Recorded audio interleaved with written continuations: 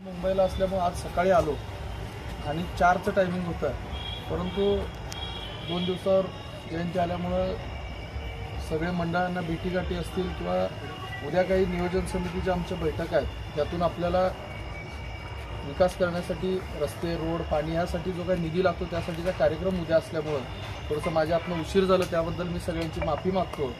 आणि अण्णाभाऊ साठेंना जे आदर्शवत आपल्याला या सोलापूर शहरामध्ये जयंती उत्साहात साजरी होते, त्यामध्ये असा एक छोटासा कार्यक्रम चांगल्या पद्धतीने घेतल्याबद्दल मी सगळ्या आयोजकांचं खरं तर अभिनंदन आणि आभार मानतो।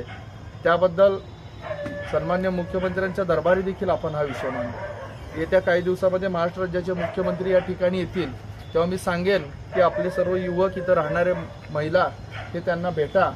साहेब एवढ्या मोठ्या दिलाचे आहेत की तुम्हाला मी आजपर्यंत एकही मोठ्या मिरवणुका काढल्या नाहीत, मी हे केलं नाही, परंतु भविष्यामध्ये आपल्या इथनं एखादा मुलगा शिकताना एखाद्या ठिकाणी जर त्याला शिक्षणाची अडचण येत असेल, जे अण्णाभाऊ साठेंना आणि बाबासाहेबांना जे ज्ञात होतं तसं काम करण्याचा आपण प्रयत्न करू।